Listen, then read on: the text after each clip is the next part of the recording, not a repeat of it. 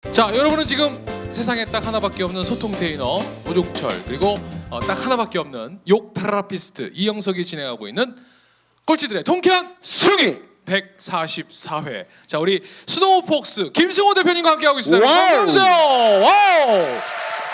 우!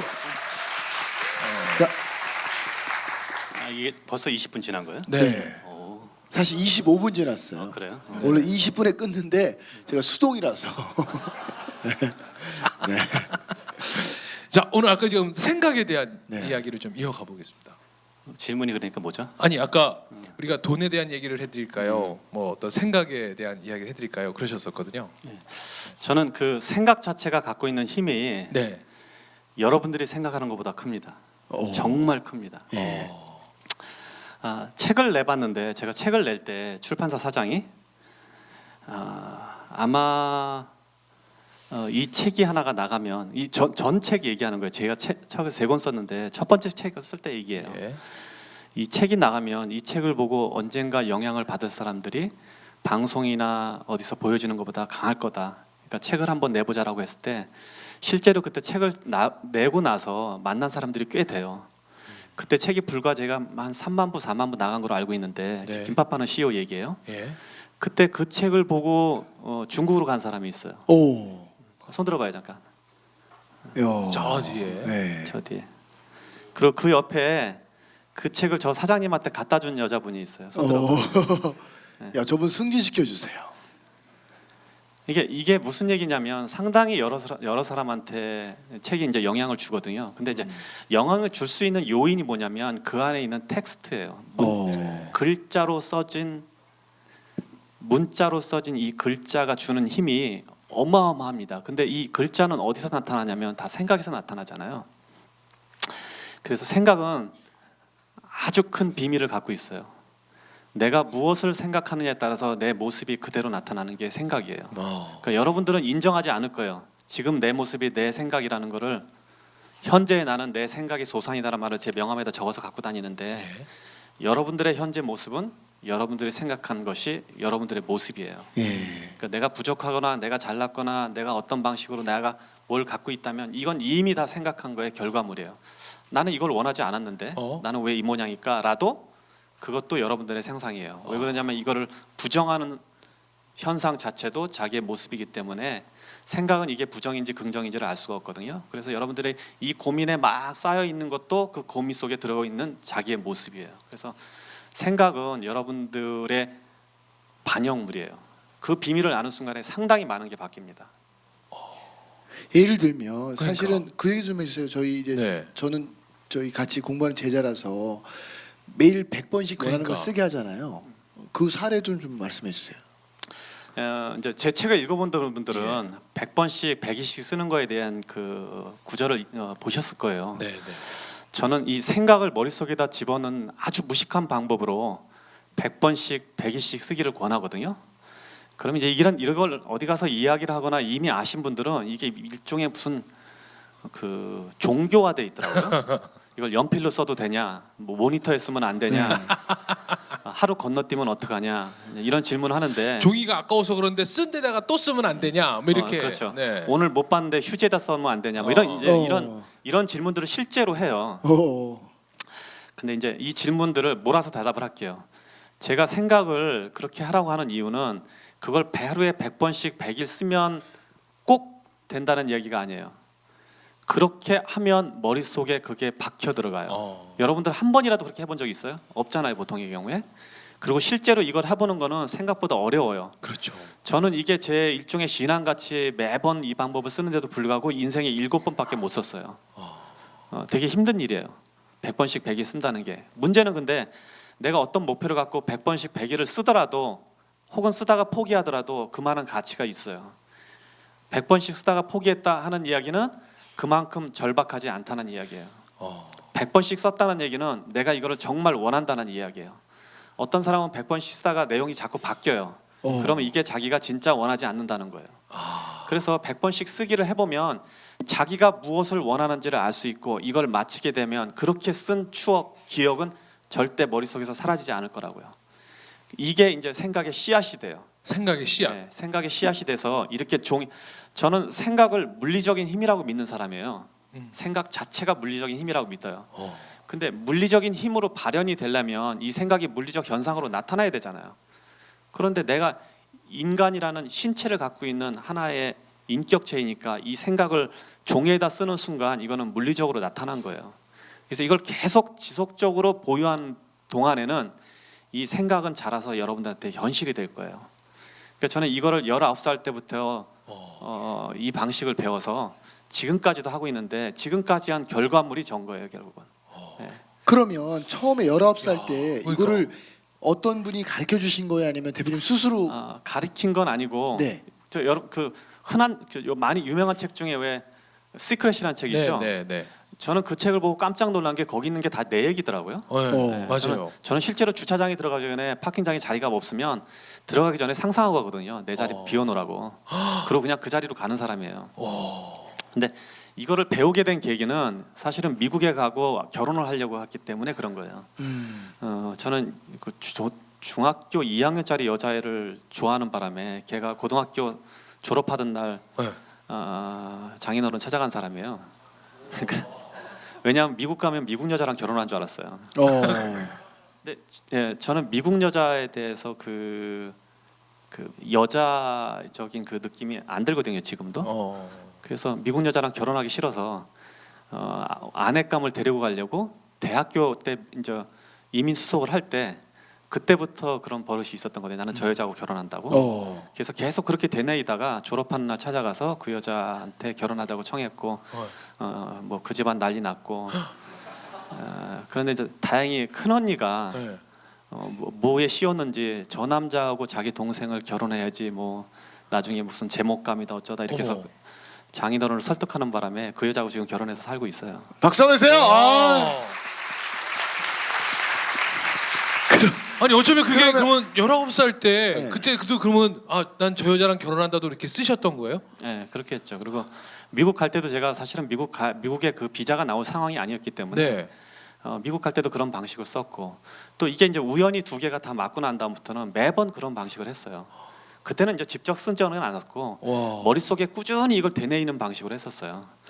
그래서 이제 뭐 어떤 사업체를 내가 사고 싶다. 저는 미국 가자마자 바로 저희 아버님이 일하던 가게 주인이 뭐 아들이 왔으니까 뭐 분납으로 가게 매장을 하나 인수하라는 바람에 그 다음 날부터 둘이 아버지랑 동업을 해서 사업을 시작했던 사람이라서 평생에 한 번도 월급을 안 받아봤어요. 그러니까 평생 사장한 사람이에요. 근데 그 무언가를 갖고 싶으면 그때부터 어떤 사업체가 갖고 싶으면 그냥 그 사업체 주차장에 가서 나는 저거 내 거다 하고 100번씩 하고 집으로 간 사람이에요. 그러면 어느 날 거기서 일하는 애가 나 찾아가고 우리 회사 문 닫았대, 은행에 넘어갔대. 그러면 은행 찾아가서 나 주시오. 그러면은 그래 네가 해라. 이런 식이에요 매번. 그러니까 사업체를 인수할 때마다 한 번도 돈을 들여본 적이 없어요. 네. 근데 이제 이상하잖아요. 그럼 7번은 왜 실패했냐? 내가 갖고 싶은 거하고 그걸 가졌을 때하고 가치가 다르더라고요. 예를 들면 어떤 건가요? 예를 들면 그게 망할 비즈니스를 인수했다든지 어쩔 수 없는 상황이 일어난 경우가 꽤 많았어요. 나중에는 이게 내가 갖고 싶은 거하고 내가 행복하고 하고는 다르다는 걸 알았어요. 그래서 그 다음부터는 쓸 때 굉장히 조심을 해요. 저는 이게 분명히 이루어질 걸 알기 때문에 이거를 쓰면 내가 행복할까? 라를 고민하고 써요. 그 다음부터는. 그러면 대표님 그렇게 생각하고 쓰는 자체는 긍정적인 사람들이잖아요. 근데 또 부정적인 사람들도 많이 있으시잖아요. 부정적인 사람들이 이렇게 긍정으로 바뀔 수 있다고 생각하세요? 아니면 긍정적인 사람들은 바뀌려면 어떤 계기가 있어야 된다고 생각하세요? 그게 만약에 목표의 입장에서 본다 그러면 이 목표가 네. 나한테 행복한 거냐고 상상을 해서 행복한 거면 사람은 긍정적으로 바뀌죠. 그래서 목표를 쓸 때 네. 물론 목표 중에 뭘 써도 저는 된다고 믿어요. 네. 그렇지만 이게 행복한 거냐고 생각하고 쓰면 사실은 하기가 쉬워지거든요. 내가 그걸 상상할 때마다 행복하니까. 네. 그래서 목표는 마치 소원 뭐 램프의 요정이 나와서 소원 들어줄 때 자기가 행복한 걸 말하듯이 그냥 행복한 걸 쓰면 돼요. 그럼 요즘은 김수호 마스터께서는 어떤 걸 좀 쓰고 계시고 어떤 걸 좀 바라고 계시는지 여쭤봐도 될까요? 네, 제거 좀 줄래요? 그 노트. 마치 무슨 질문이 준비돼 있었던 것처럼. 짰어. 보라색 노트 있어요. 짰어. 와, 드디어 이 네, 비책이 비밀의 노트를 비책이 공개됩니다, 여러분. 자, 오, 제가 전에는 이거를 명함티에다가 한 20개, 많게는 24개씩 적었어요. 그냥 적으면 되니까 쉽더라고요, 생각보다. 적어서 1년 정도 들여다보면 그 중에 한 3분의 2는 됐었어요. 그 다음에는 3분의 1은 빼버리고 또 나머지 적는 거예요. 굉장히 정말 구질구질한 것까지 다 적었었어요. 뭐 무슨 차 어떤 걸 갖고 싶다, 뭐 어디에 뭘 갖고 싶다, 정말 별걸 다 적었는데 이걸 한 30년쯤 하고 나니까 이렇게 하다 보면 이것도 이제 노하우가 생겨서 이걸 가지면 행복할까 아닐까가 결정이 좀 되더라고요. 그래도 여전히 사적인 목표들이 많이 들어가요. 그리고 사업에 관한 게 많은데 그럴 수밖에 없는 게 아까 이야기한 대로 내가 좋은 남편이 되겠다. 그거는 내가 좋은 남편인지 아닌지는 와이프가 결정하지 내가 그렇죠. 결정하는 게 아니거든요. 네. 그래서 그런 거는 잘 안 쓰고 지금은 이제 아직도 사업적인 걸 많이 쓰는데 일단 첫 번째 게 이게 있습니다. 가족과 직원 주변인 100명을 100만장자로 만든다. 지금 제가 보니까 한 30명쯤 만든 것 같아요. 그리고 회사의 연간 매출 목표 1조 원을 달성한다. 100만 부 베스트셀러 책을 집필한다. 미국에서 400대 부자 안에 들어간다. 연간 개인 수입 1,000억을 번다. 이렇게 적어놨어요.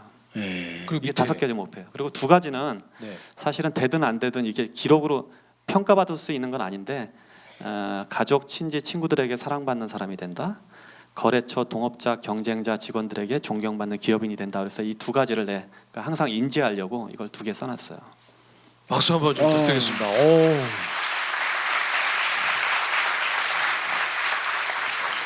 그러니까 이게 사실은 김승호 회장을 지금 행복하게 만들어주는 것들이잖아요. 예, 행복하게 만드는 거죠. 이거 생각만 해도.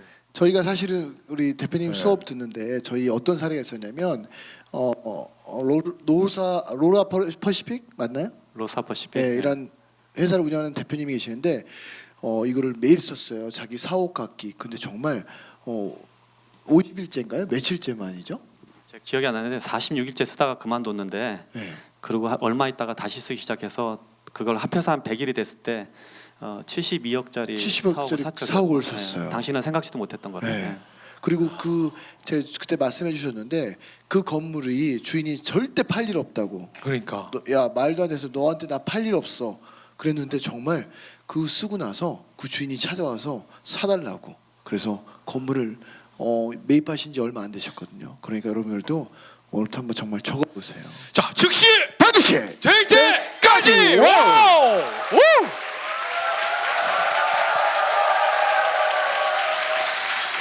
그러면 저희 이제 꼴통쇼에 나오는 마스터들에게 꼭 드리는 질문인데 예. 김승호 대표님에게 삶의 중요한 단어 5가지를 여쭌다면 네. 뭐가 있을까요? 아까도 제가 그 질문 옆에서 하는 네. 거 보고 5가지를 생각하려고 그러는데 이게 네. 마땅하게 떠오르지가 않더라고요. 다행이네요. 그럼 생각나시는 것만 말씀해 주셔도 돼요. 네. 저는 일단 네. 스스로 결정한 권리에 대해서 문장으로 표현하기 좀 애매한데 좋습니다. 단어로 하면 되는데 네. 스스로 결정할 권리니까 그거를 이게 지금 갑자기 그냥 권리라고 할까요? 미국에서 오래 살면 미국 단어도 생각이 안 나고 한국말도 생각이 안 나요. 그렇죠. 외국에서 오신 분은 알 거예요. 네. 자기 결정권을 굉장히 중요시합니다. 자기 결정권. 이게 결국 인생은 자기 결정권을 확보하기 위한 싸움인 것 같아요. 자기가 뭔가를 결정할 때 결정할 스스로 할 내가 수 있는 원하는 능력. 것을 내 마음대로 결정할 수 있는 힘, 권리. 자. 이거야말로 인생의 가치, 네. 가치인 것 같아요. 자, 그리고요. 두 번째. 두 번째는 이번엔 무슨 색깔 노트를 달까요? 노란색 주세요. 뭉치를 다 줘요. 네. 네. 네, 가방을 통째로 올려. 네. 이번에 또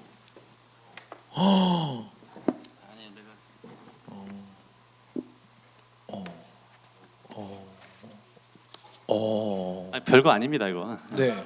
정말 제가 봤는데요. 별거 아닙니다. 네. 이건 별건데. 어머. 이건 별건데. 네. 왜냐하면 이렇게 네. 5가지를 생각해 본 적도 없고 네. 5가지를 가치를 기준으로 둔 적이 없어서 네. 이 질문이 사실은 되게 당황하고 있습니다. 지금. 네. 네. 그러면 굳이 지금 제가 일부러 5가지를 못 만들고 있어요.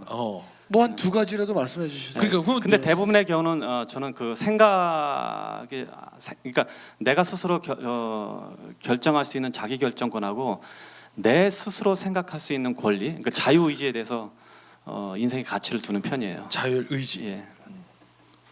자, 그러면 사실은 5가지보다는 이 2가지가 거의 예. 다를 대변할 거라고 봅니다. 네, 2가지로 하시죠. 그럼. 네. 자, 그러면 우리 김승호 마스터께서는 자기 결정권을 가지셨던 첫 번째 기억이 어떤 때 언제셨는지 기억나세요?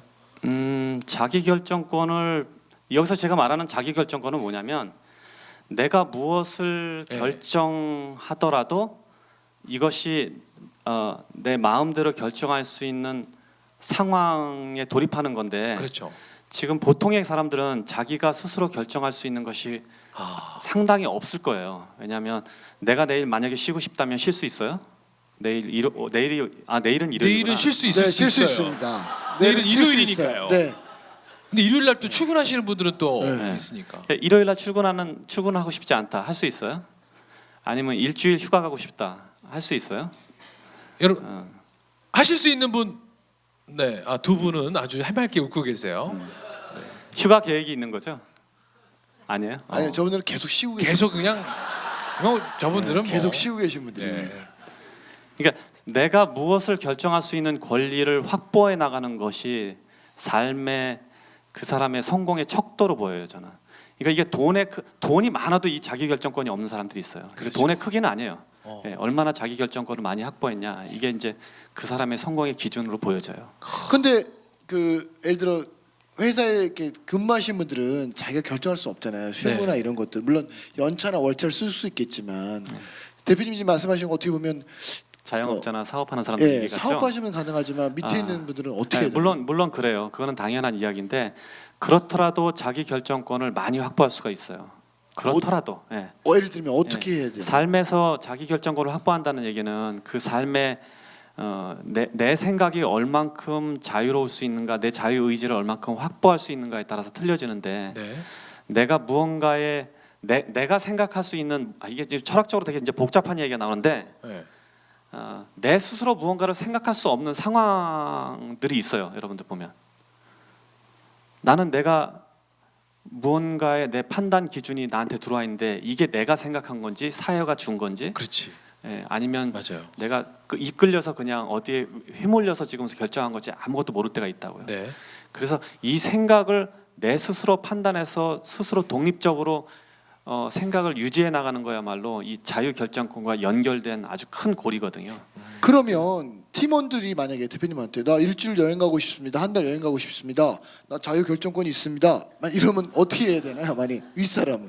그래서 그런 위치에 있지 않는 자체가 예. 그 성공의 크기가 틀리다는 거죠. 네. 팀원이 아니라 팀장이라면 아니면 그것보다 더 높은 직급이라면 가능해지겠죠. 예. 그러니까 그런 결정권을 계속 확장해 나가는 것이 성공의 근간으로 보는 거죠. 그러니까 예를 들어 존재감이 없는 사람은 저 한 달 여행 가겠습니다. 그러면 그래 너 그만둬라 이렇게 하지만 존재감 있는 사람은 갔다 와서 열심히 더 해 이렇게 그렇죠. 그런 당연히 얘기인 그렇게 거예요? 되죠. 예. 어. 예. 삶에서 자기 결정권을 확장해 나가는 과정이 성공의 과정이라고 보시면 돼요. 내가 결정할 수 있는 게 거의 없다. 예. 그럼 사실은 아직까지도 노력을 많이 해야 되는 상황인 거죠. 그러면 대표님은 밑에 일이라는 같이 구성원들한테 결정권을 많이 주시는 편이세요? 아니면 어떠세요? 네, 저는 그 회사의 뭐 물론 이제 회사 조직 내에서 일을 할 때는 저희는 그 회사가 그 재량권이라는 게 굉장히 강하게 유지되고 있습니다. 저는 제 동생한테도 매장을 못 줘요. 예, 그 담당자가 오케이를 해줘야 되는 거고. 예. 여러분들 제가 이제 이쪽에 이제 사업을 하다 보니까 뭐 우리 애 뭐 취직 시켜달라 뭐 어쩌고 이런 소리 하잖아요. 예. 제가 할 수 있는 게 아무것도 없어요. 우리 회사. 그 본인 그 회사의 그 직책을 맡고 있는 사람의 결정권이 재량권이 더 많기 때문에 예. 그런 요청 자체가 들어가지가 않습니다. 자, 그러면 저는 지금 이제 회장님 입장에서는 막 자유결정권 또 자율의지 이렇게 얘기를 해주시는데 우리는 보통 사람들은 어떻게 하냐? 왜 그게 잘 안 되는 안 되는지. 건지에 대한 걸 얘기해 주실 수 있죠. 한 번 자, 그러면 진짜 우리 너무 진짜 아날로그야. 왜 이 순간에 꼭 시간이 그러니까요. 19분 58초에 그쵸. 와. 하필이면 제가 이 질문이 떠오를까요? 그러니까요. 여러분 정말 자. 안타깝습니다만 아쉽지만 3부를 꼭 들어주셔야 이 답을 얻으실 수 이럴 수 있을 것 있습니다. 같습니다. 잠시 후 3부에 뵙겠습니다. 즉시 반드시 될 때까지. 와우!